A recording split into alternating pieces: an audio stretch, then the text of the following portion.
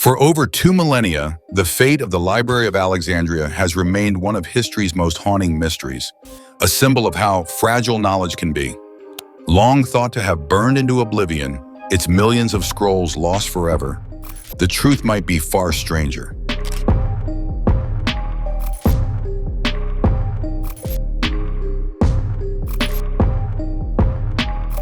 Because in March 2025, researchers made a discovery, not in Egypt's mainland, but beneath the waves of Abu Qir Bay, that could rewrite everything. Sunken ruins bearing the architectural fingerprints of a scholarly sanctuary were found, and they suggest something astonishing: that the library might not have vanished, it might have moved. A staggering claim in Abu Qir Bay. In March 2025, the Mediterranean whispered back a secret it had buried for more than 2,000 years. Beneath the gentle waves of Abu Qir Bay, just 25 kilometers northeast of modern Alexandria, a team of marine archaeologists led by the renowned explorer Dr. Frank Gaudio surfaced something astonishing: ruins that defy expectation. These weren't broken wharves or sunken merchant houses. Instead, divers found ornate stone colonnades, vaulted halls, and most curiously, massive scroll-shaped carvings etched into stone blocks, like forgotten emblems of learning frozen in time. The discovery lit a spark in the archaeological world. Through carbon dating of wooden piles driven deep into the seafloor and ceramic shards scattered across the site, researchers pinned the construction between 250 BC and 200 AD. This was no coincidence. It was the exact era when the Library of Alexandria stood at the peak of its intellectual influence, drawing minds from across the ancient world. But it wasn't just the artifacts, it was the design. According to Dr. Gaudio, the site was clearly built as a public knowledge hub, with a symmetrical layout and open courtyards that strongly resemble the layout of the Mouseion, Alexandria's famed research institution and the intellectual beating heart of the Hellenistic world. Until now, historians had firmly placed the library in the center of ancient Alexandria, likely near the Palace District. But this new underwater site suggests something far more complex. Could it be that the library, or part of it, was not just a central archive, but a distributed network of learning centers? Perhaps as political tides shifted and threats grew, scholars moved knowledge outward, away from the fragile heart of the city to safer coastal sanctuaries like this one. This possibility isn't just exciting, it's revolutionary. It could mean the library's legacy didn't end in a single tragic fire, as so often told, but instead migrated and evolved, adapting to threats by branching out. If Abu Qir Bay truly housed a satellite of the library, it would change how we view the past, not as a static monument, but as a living organism of ideas, growing wherever conditions allowed. In that light, these ruins aren't just ancient stones. They're memory made visible, a surviving trace of an age when knowledge was sacred and civilizations built entire cities to protect it. And now, piece by piece, the sea is giving that memory back. Canopus and Heraklion. To understand the magnitude of the Abu Qir discovery, we need to turn back the pages of a very old map. Before the sea took its toll, the shores northeast of Alexandria were home to two remarkable cities, Heraklion and Canopus. These weren't mere outposts. They were cosmopolitan hubs, where Greek philosophers debated Egyptian priests and where ships from the Mediterranean and Red Sea unloaded their wares, and possibly their ideas. Situated along what is now Abu Qir Bay, both cities flourished during the height of the Ptolemaic dynasty. Heraklion, once the grand entrance to Egypt's Nile Delta, was a city of ceremonial splendor. It housed towering temples, bustling markets, and civic buildings that reflected a blend of Egyptian and Hellenistic design. Canopus, meanwhile, was known for its luxury, famous for healing sanctuaries, musical festivals, and spiritual centers that drew pilgrims from afar. But nature had other plans. Over the centuries, a combination of tectonic shifts, earthquakes, and rising sea levels slowly unraveled their foundations. Entire districts sank into the mud, lost to time and tide. For more than a millennium, they remained hidden, preserved in silt like insects in amber. Then came the breakthroughs. In 2016, archaeologists diving in these waters began pulling history back into view. They uncovered massive columns still upright beneath the waves. They swam through rooms lined with stone benches and vaulted ceilings, and recovered statues that once stood in grand halls. But not all of what they found looked religious. Some chambers were oddly academic. Narrow niches along the walls appeared sized for storing objects, perhaps scrolls or clay tablets. Platforms in the center seemed built for speakers, not rituals. These rooms weren't tombs or altars. They looked like lecture halls or study rooms, waiting for the return of voices lost long ago. When these finds are considered alongside the 2025 Abu Qir ruins, a new theory begins to take shape. What if the Library of Alexandria, or at least fragments of it, were never completely destroyed? What if, in anticipation of chaos, its custodians dispersed its contents, hiding them in temples, regional sanctuaries, or coastal cities like Heraklion and Canopus? In that light, the library's end begins to look less like a catastrophe and more like an act of preservation. A quiet retreat of knowledge into the arms of cities built not just for trade or worship, but perhaps also for remembrance. These ancient ports may not have just harbored ships. They may have sheltered the last echoes of a golden age of thought. What was the Mouseion, a brain center? The ancient world didn't just create ideas, it cultivated them, nourished them, and gave them a home. Around 285 BC, during the enlightened reign of Ptolemy II, Alexandria became more than a city of commerce. It became a sanctuary of thought. At its heart stood the Mouseion, named after the 9 muses of Greek mythology, but built like the world's first true research institute. Unlike modern museums, which collect artifacts, the Mouseion was built to generate knowledge. Imagine a sprawling campus with lecture halls, botanical gardens, dining rooms, and living quarters for scholars. A place where thinkers didn't just study in solitude, but lived in perpetual dialogue with each other. It was, in every sense, an intellectual engine. This was where the great library lived, not just as a room full of scrolls, but as the soul of the Mouseion itself. It reportedly housed up to 400,000 scrolls, many of them hand-copied by scholars who traveled across the Mediterranean to gather texts from distant lands. Works in medicine, astronomy, mathematics, geography, history, and philosophy filled the shelves, often written in multiple languages and annotated by generations of thinkers. But the Mouseion wasn't just a storage room for parchment. It was a living community. Imagine walking its marble corridors and passing by Eratosthenes, who first calculated the Earth's circumference, or watching Callimachus, the poet-scholar, sorting scrolls by subject in one of the earliest efforts at organized classification. Knowledge here wasn't passive, it was active, experimental, and always evolving. Crucially, the Mouseion wasn't built to last in one location. As Alexandria's political tides shifted, first under Roman influence, then under waves of religious and military turmoil, scholars may have chosen to disperse parts of the institution, protecting its heart by dividing it. Historical accounts suggest that sections of the library were moved to places like the Serapeum, or even more distant temples, perhaps nestled in coastal cities like those now submerged in Abu Qir Bay.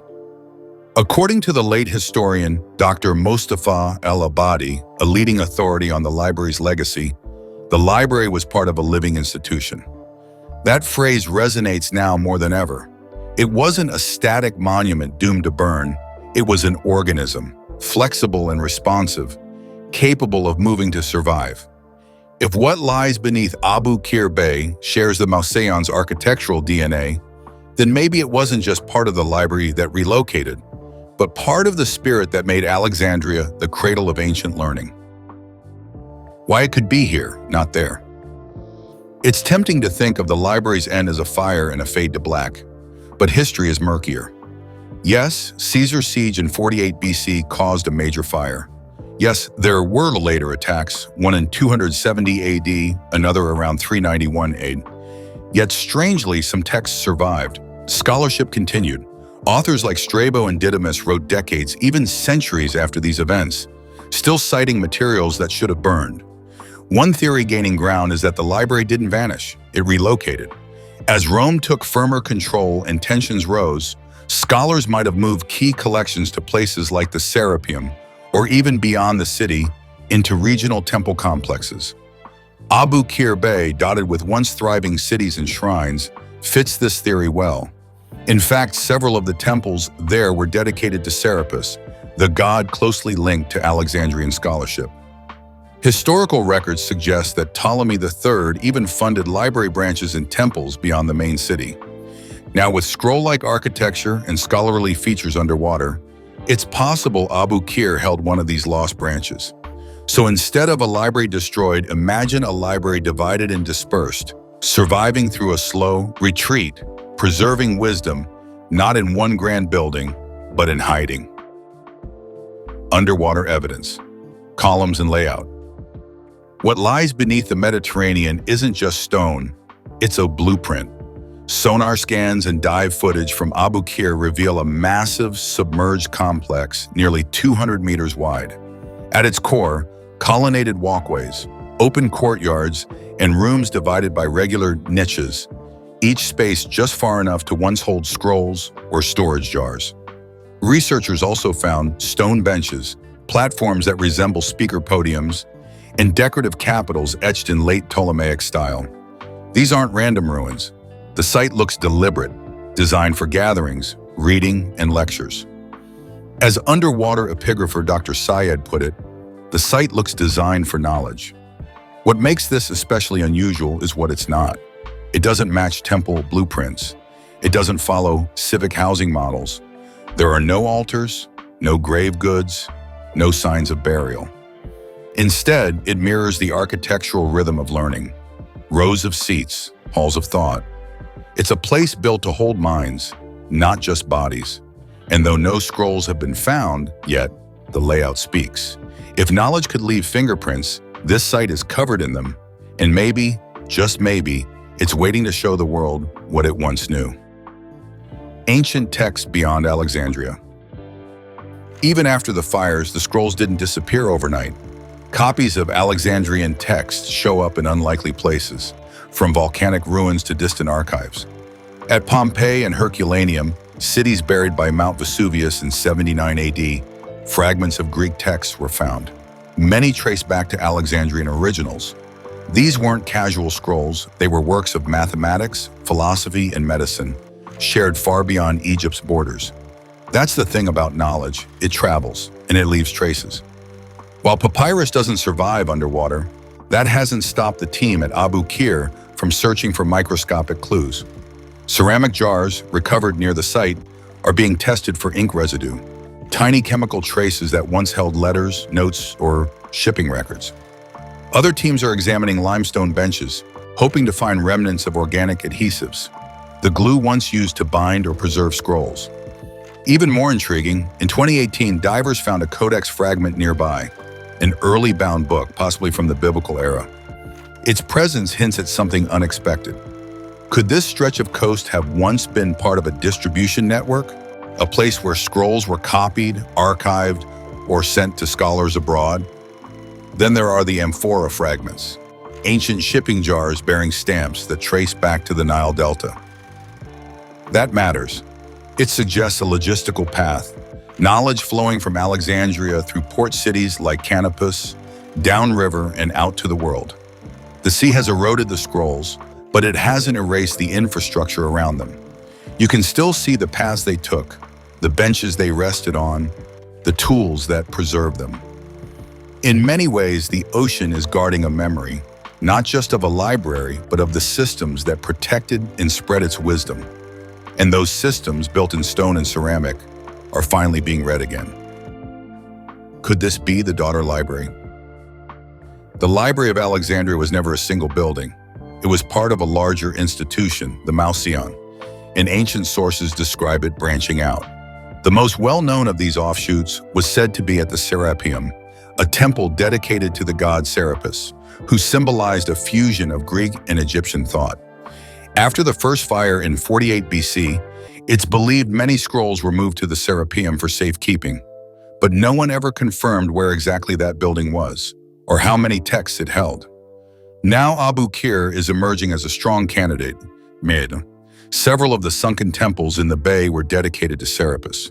Their layout matches descriptions of temple libraries, public courtyards, secure inner rooms, and enough space to store documents or host lectures.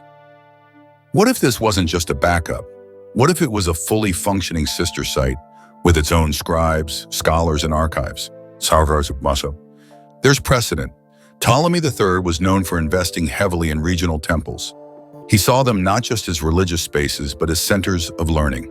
And given the sea's slow rise, it's possible this library lasted longer than the main one, slipping beneath the waves not in fire, but in silence. This theory reframes everything. Instead of mourning a single event, we begin to see the library's end as a series of quiet adaptations. When politics shifted, it moved. When cities burned, it branched. When the center failed, the edges endured. The idea of a daughter library isn't just poetic. It might be literal. And in the stone halls of Abu Qir, it may still be waiting to be fully uncovered. Challenges and skepticism. With any bold discovery, there's always a line between evidence and hope, and this one walks it tightly.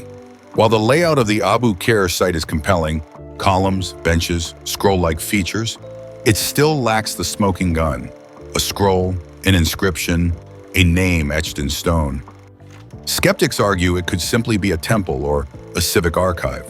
Ancient cities often had rooms for record-keeping or rituals that mimic scholarly designs. Without direct evidence, papyrus, codices, or even clear inscriptions, some experts remain cautious. Then there's the nature of underwater archaeology. Sediment layers, coral growth, and centuries of urban decay make sites like this incredibly hard to interpret. Objects get moved, buried, or broken. And modern activity, tourism, pollution, fishing, adds new damage. And of course, there's the problem of expectation. The Library of Alexandria is legendary. Anything that hints at it comes under intense scrutiny.